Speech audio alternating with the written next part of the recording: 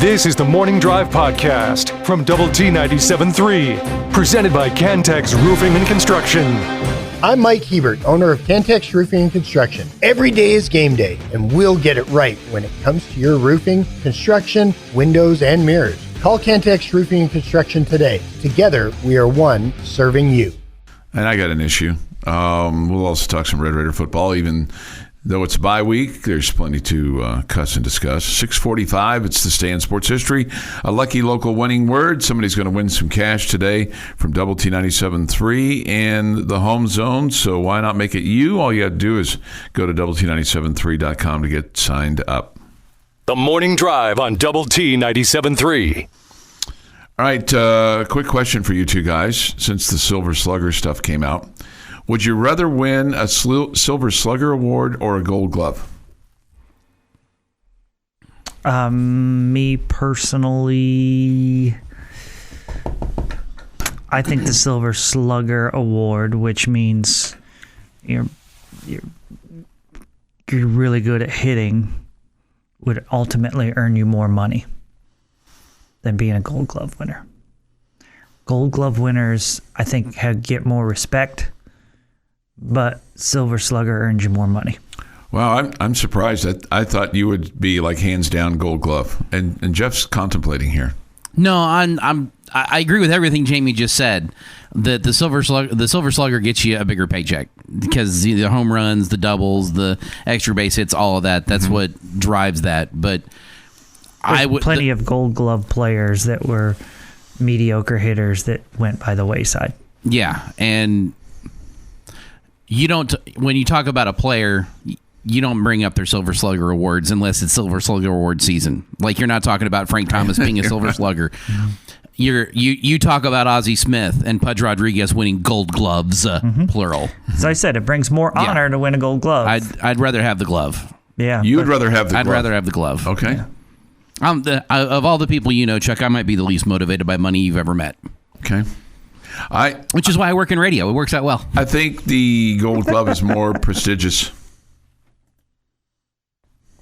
He was laughing at my joke. I'm the least motivated by money, which is why I work in radio. It works out well. Yeah, I got it. Jamie chuckled. Don't you agree? The Gold Glove is more prestigious. I mean, I just said it gives you a bigger honor. Yeah, bigger honor. Okay. Yeah. This from the Yates Flooring Center chat line from Tennessee Raider. I met him last night. Cool. It was great to meet you, Chuck. I've been listening to you guys since I was at Tech. Thankful Danae is in Lubbock and hoping for a great season. He's Danae Fritz's brother. Oh, sweet. And Very so cool. I asked him, he said, he came up after the game and we were talking. He goes, I'm Tennessee Raider. I'm like, oh, it's nice to meet you. And he goes, I'm Danae's brother. I'm like, okay, cool. And I said, are you just in town to watch her play? He's like, no, I live here. I went to Tech. I'm like, oh, okay, well, that's cool. Good for him. That's awesome. Mm-hmm. That's awesome. So it's always nice to meet the people behind the name, right? Absolutely. You know, so all our friends out there. Even Bullfighter. Yes. All of our friends out there. All of our friends out there. Yeah, he's a friend. He's a foil. He's a friend. You know, he's a friend. All you guys is a bit of a foil to me. But I mean, you know, I've earned that. I get it. I understand that.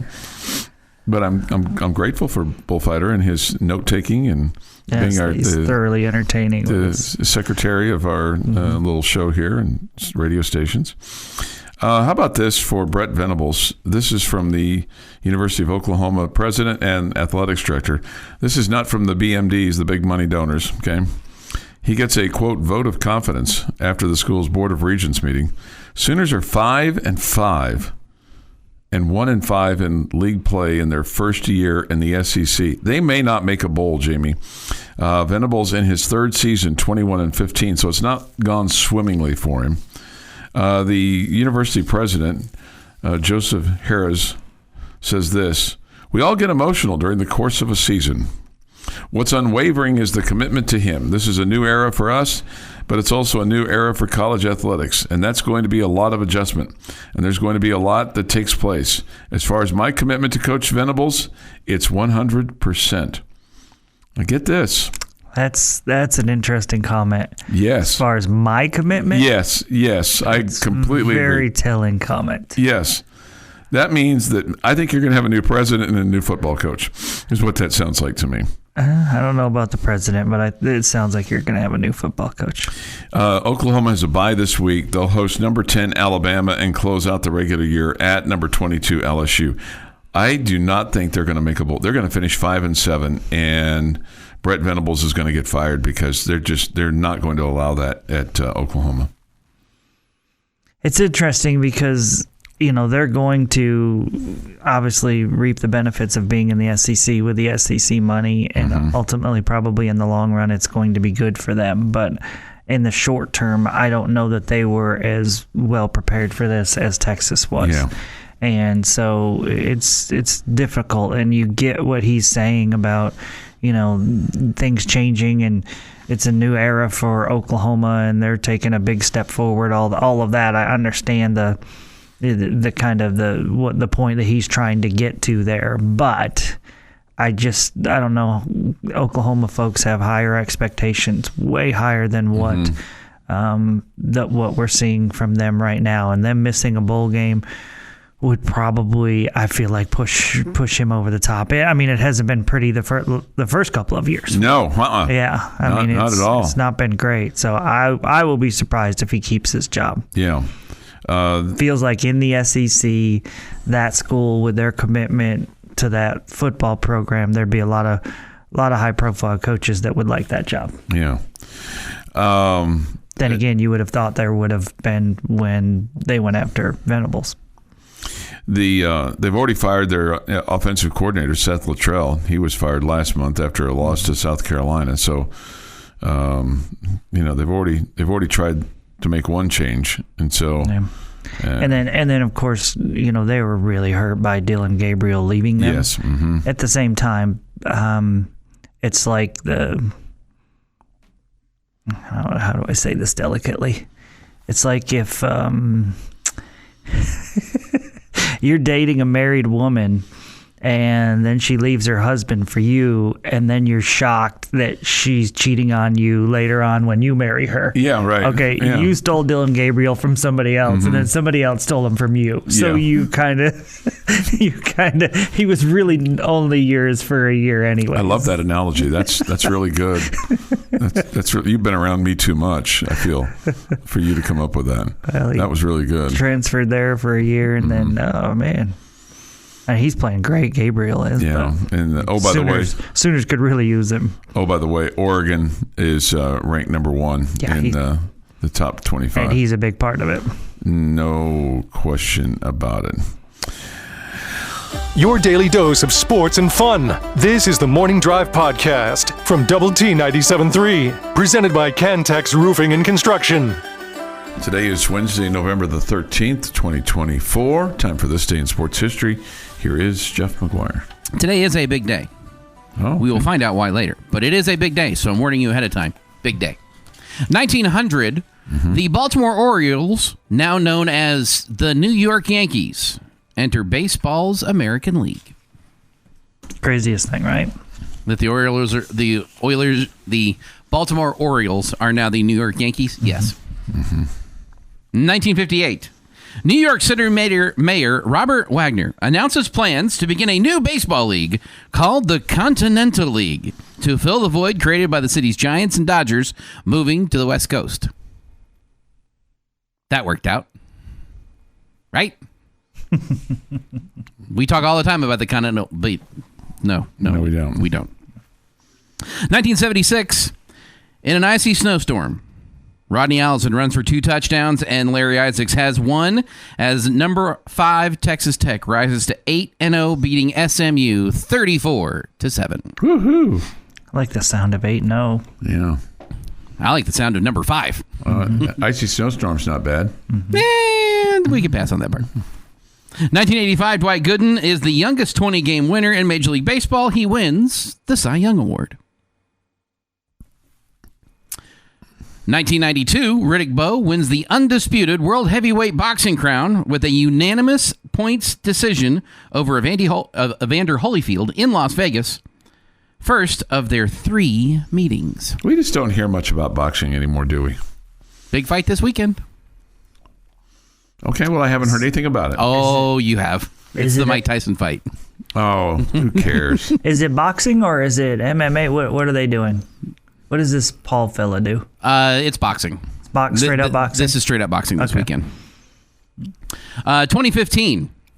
Number 15, Texas Tech Soccer defeats the North Texas Mean Green 1-0 at the John Walker Soccer Complex to improve to 4-0 in opening round matches in the NCAA Championship Tournament. Janine Becky scored her 10th career goal in the NCAA Championship play in the 26th minute. She was pretty good. And on this day, in 2021. Tied at 38, 3 seconds to go, 62-yard try. Garibay has his foot into it. It may be long enough. It is good! It is good! It is good! Jonathan Garibay has won the game with a 62-yard field goal.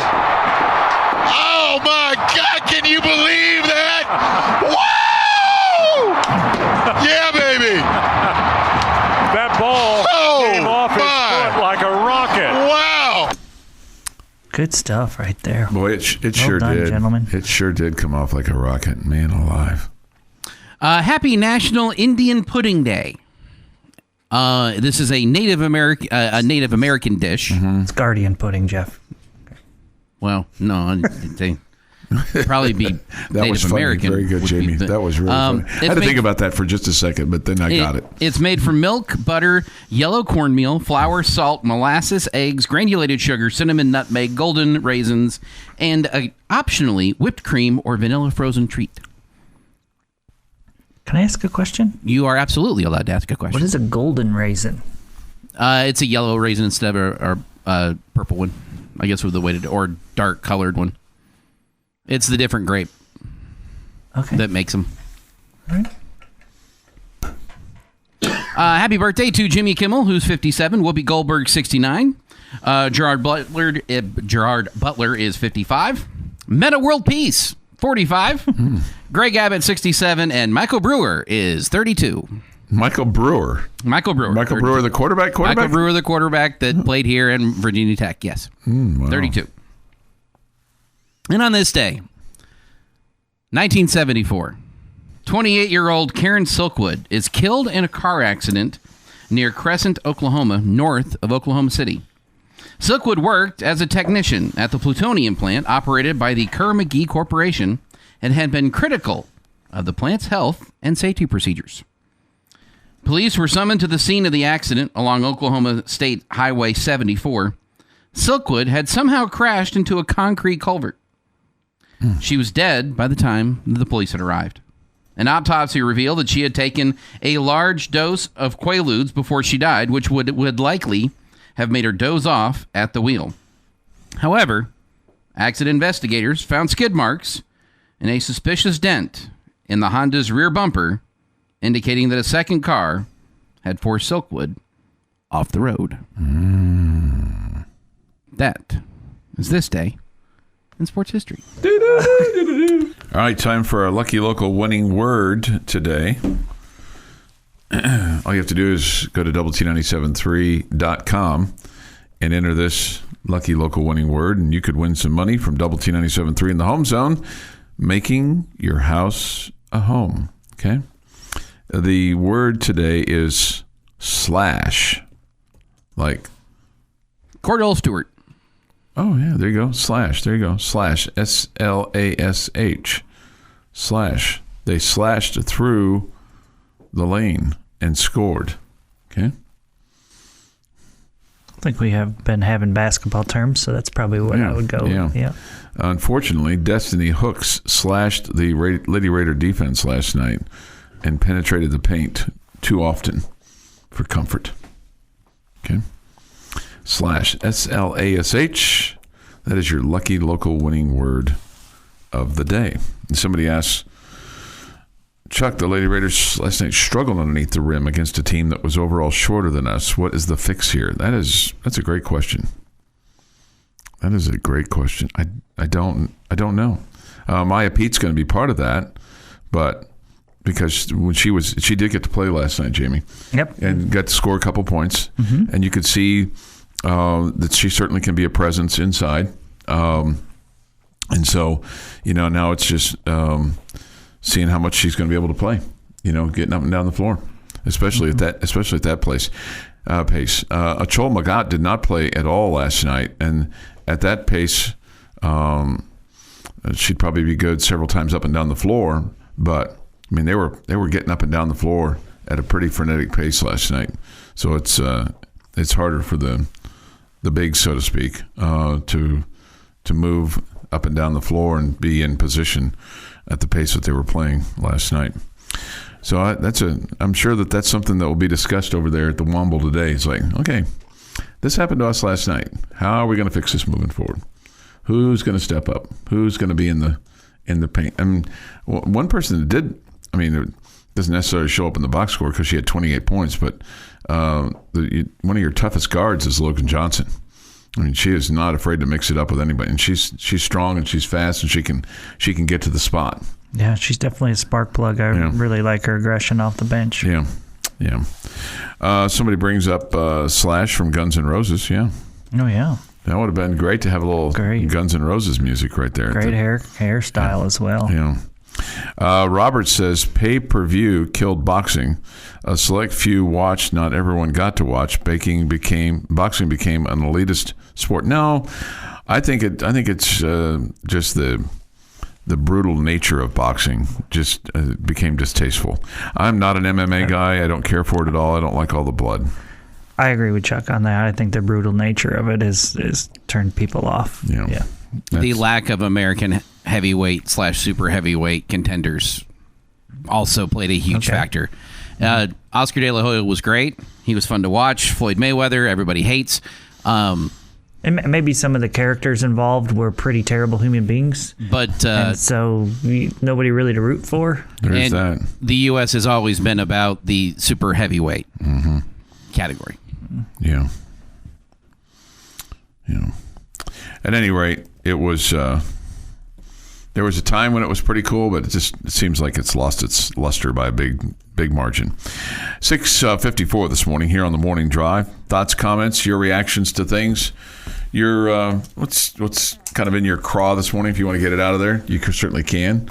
You can hit us up on the Yates Flooring Center chat line for that, or the Visual Edge IT hotline. Your daily dose of sports and fun. This is the Morning Drive Podcast from Double T 97.3, presented by Cantex Roofing and Construction. Thank you for being with us today on Lubbock Sports Station, Double T 97.3 and Double T 97.3.com with Jamie Lent and Jeff McGuire. I'm Chuck Heinz. Thoughts, comments, Yates Flooring Center chat line. Go to doublet973.com for that. Robert writes in, he can remember Jerry Faust. The Liberty Bowl was the first non-big-time bowl game that Notre Dame accepted a bid to play. Yeah. Let's see. Cowboy Cody says this. I'm going to just take his word for it. Wes Welker evidently was a great soccer player in high school. That's the reason he kicked so well. Okay. That would make sense. I could believe that. Okay. So you got... I think soccer is one of those things you hear people talk about where if, when you're raising your children and you want them to be athletes later on in life, that soccer is really good for them because of the footwork that you learn as a soccer player. That's going to help you as an infielder in baseball or a basketball player, or really any position, maybe a quarterback in football, whatever, that the footwork that you learn in soccer helps, in any other sport that you're playing moving forward. Yeah. Yeah, no question. We'll have soccer in the city on Friday as Texas Tech and LSU will play at the John Walker Soccer Complex. First touch is at 7 o'clock. This is win or go home time. You got NCAA tournament play. The winner gets Duke, but you just want to keep playing. Maybe if they win. Yeah.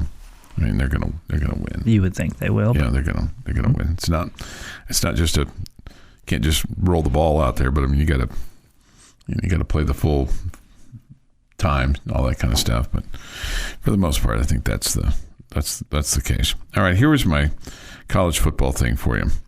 College football rankings came out last night. Generally, we have not, you and I, over the years, have not really cared about this very much.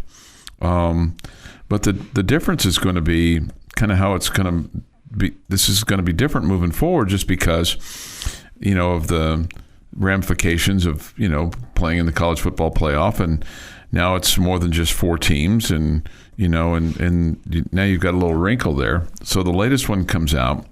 Oregon's 1, Ohio State's 2, Texas 3, Penn State is 4. Any issues with that? And then when they go do the seeding, BYU jumps up there.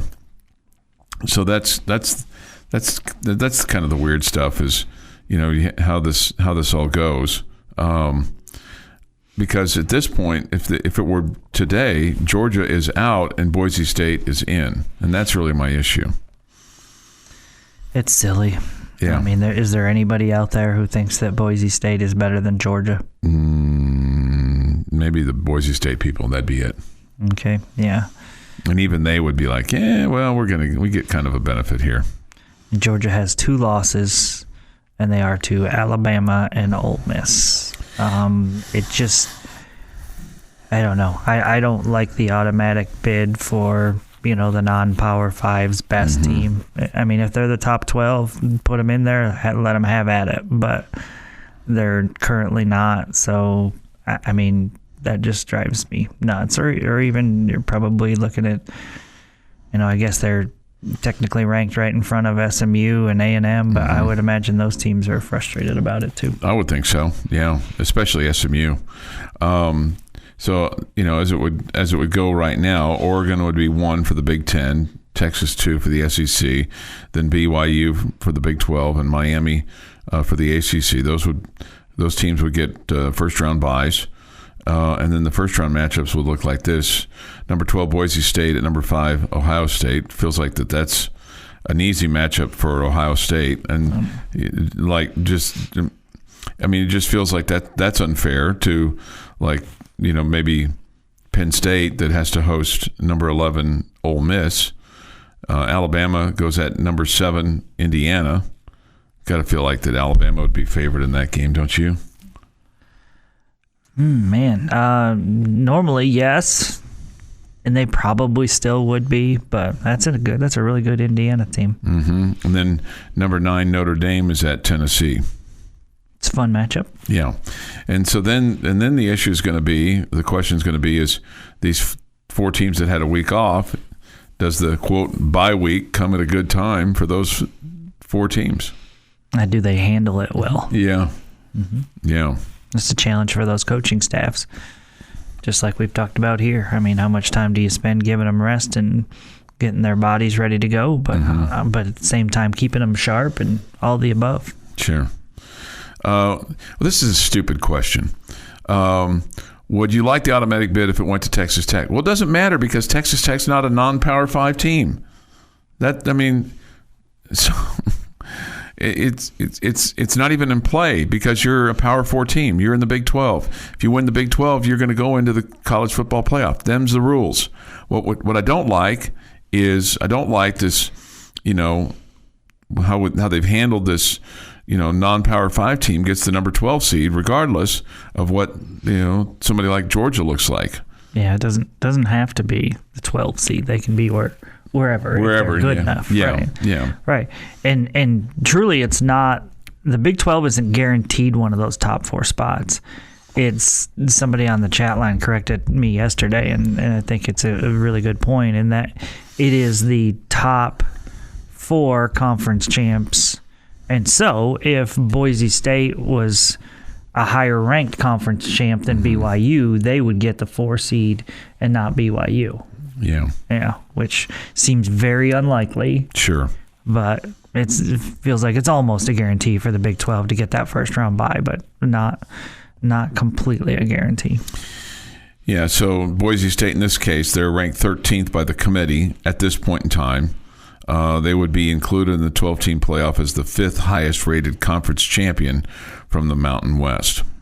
Yeah. This is what the chair of the selection committee, Ward Manuel, said. He's the Michigan athletic director.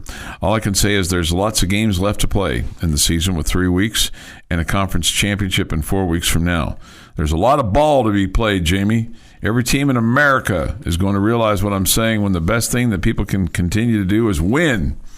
And then let everything fall as it may in terms of the rankings. Is it really going to take a while for people in America to figure out the best thing to do is win? No. I think that's pretty much been. Yeah. I think we've all figured that out, I believe, right? Yeah. That's been duly noted. Here's what he says about Georgia. Their offense hasn't been consistent. The committee discussed that. They've struggled with some turnovers. Defense has been solid, although in the loss to Ole Miss, we felt that plays a factor into it with the offense struggling. Their defense was on the field quite a bit, but they just have lacked some consistency on the offensive side. Man. Yeah. Anyway, so I hate that rule. I don't like it. I'm with you. If they deserve to be in, then they're in. If they don't deserve to be in, then they shouldn't be in. I mean, you don't. I mean, I just don't like it. I just don't like it. Win your games and you don't have to worry about rankings. Those non-Power 5 teams have no chance to play these other teams. Who's to say all these SEC teams are so much better? You play the hand you're dealt.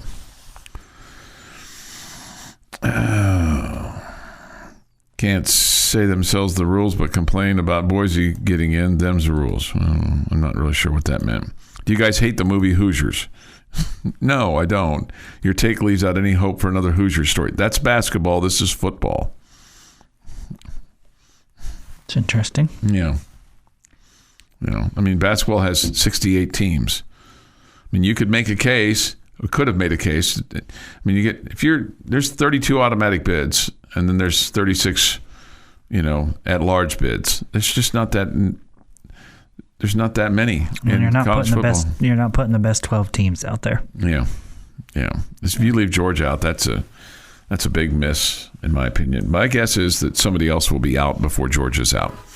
The Morning Drive podcast from Double T 97.3 is presented by Cantex Roofing and Construction. Okay. Jeff's getting a pen and paper. I know. I should do the same thing. That's a really good idea. Okay. I have failed on multiple occasions not to get all the parts or the right things. I'm right there with you. Making sure I take notes. All right, question number 1. Mm-hmm. How many games the rest of the way do you think we will win for the Red Raider football team? Does that include the bowl game? No, just the rest of the regular season. Okay. 1. Okay, that's 1. Mm-hmm. Question number 2. Mm-hmm. If you were answering 1, which one do you want to win the most? And question number 3, if you were answering 1, what is the more likely that we will win?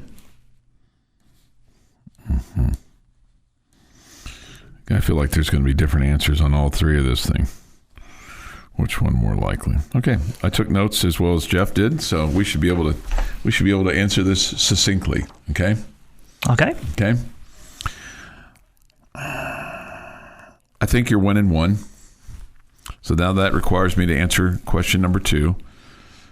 If 1, which one do I want to win? I want to win the next one because then there's the likelihood that I could be wrong. And you're allowed to win the next one, okay? But I'll say I want you to win at Oklahoma State because I think that would be perceived as a step in the right direction. Which one is more likely? I fear that West Virginia is more likely. Okay? Okay. You guys may want to check my coffee cup. 2. 2. Wow. 2. All right. Oh, okay. Oklahoma State, not good. I know. West Virginia playing at home. Oklahoma State, not good. You should be favored in both of them. You should. Yeah, so it's 2. And to answer the other 2 questions, even though I did say 2 as opposed to 1, the one I want the most is Oklahoma State. The one I feel most confident about or most likely would be West Virginia because you're playing at home. Okay. I think you're going to go 1-1. I really want the 1, if I'm only getting 1, to be against Oklahoma State. And I really think the 1 will be West Virginia. So I think all my answers are the same as Chuck's. Oklahoma State is not good. I get it. I don't like how you responded after the last bye week. Yeah, I didn't either. No, that goes into this too. I don't like the vibe going into this week. Yeah. Like major letdown. Yes. Everything, the build up, all the above, major letdown. Yeah. That feels like a lot of air got let out of the balloon Saturday. Yep. Exactly. And because... And just like the first time when we were like heading into the bye week, like, okay, here we go. We got a crappy team on the other side. And that didn't go so well for us. Because in reality, a lot of years you'd be at this point going, hey, we're 6-4, man. We got a chance to win 8 games. And now it's like, well, we're 6-4.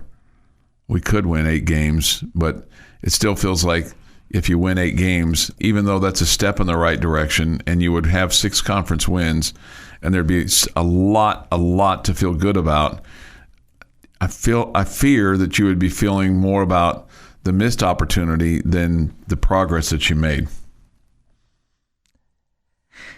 That's a great point that you make. I do feel 100% behind you in your comment that you're thinking more about the missed opportunity than anything else. That scares me about this week. Number 2, about the progress that you have made. The progress you have made would have been the road victories, winning at Arizona, winning at Iowa State, winning potentially at what you would win at Oklahoma State if you have 8 wins. Would you also say that you went the opposite direction at home then? Yeah, because have you made progress? Here's my question. Have you made progress from last year to this year? Let me look at last year real quick. I think it's a much easier schedule this season. Yeah. I would say... I think the conference is easier this year. Yes, but not as much as we would have liked to. That's how I would answer that question. What could have been a giant leap for all mankind turned into a, hey, look, we're better than we were last year. I don't know. The giant leap for all mankind would have been getting to the Big 12 championship games. That's exactly what I'm talking about. Yeah. We were looking at this schedule, and after beating Arizona on the road, we were having that conversation that you had a chance, and then going into Colorado, you still had a less of a chance, but still a chance at that point. You went from a giant leap for all mankind to, hey, we're a little better now.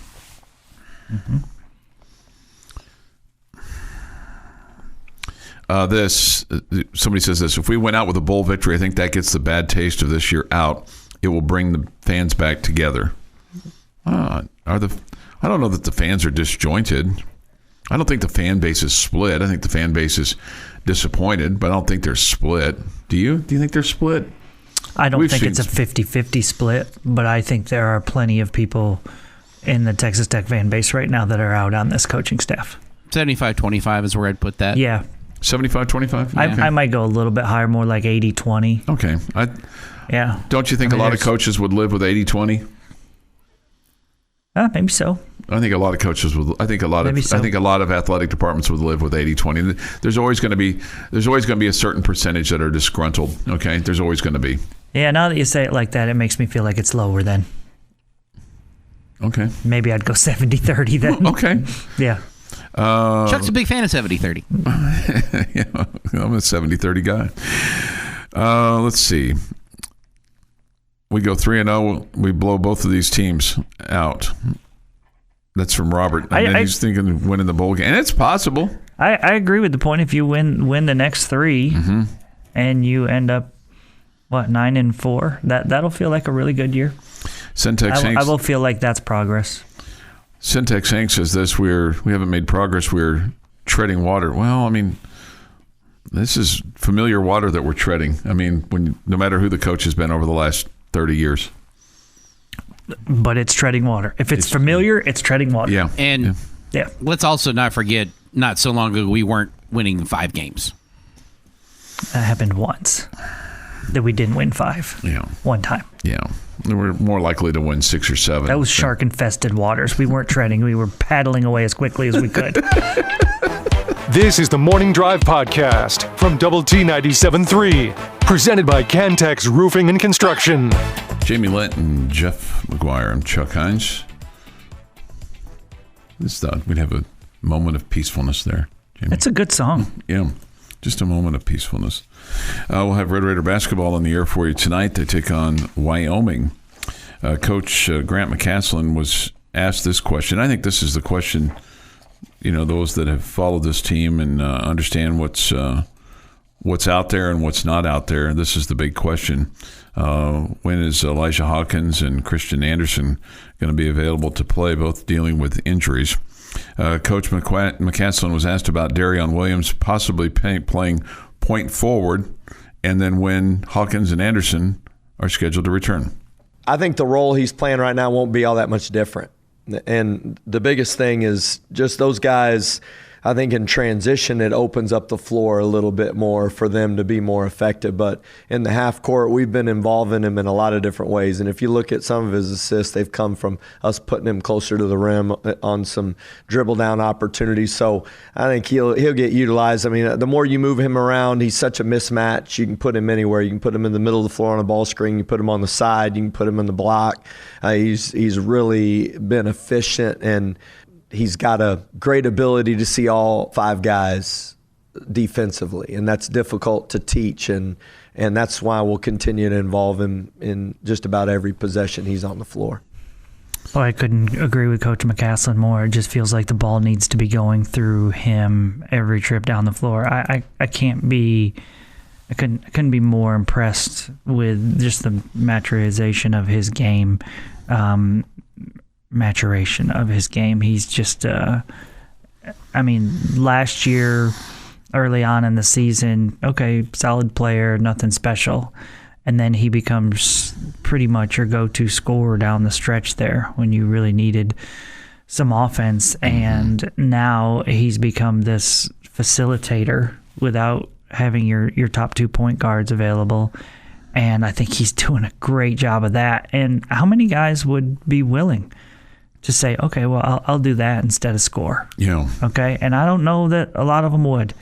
And I just think his game is terrific. He's complete. He's an all-around terrific player. Makes the right decision almost every time with the ball in his hands. And I think that's massive.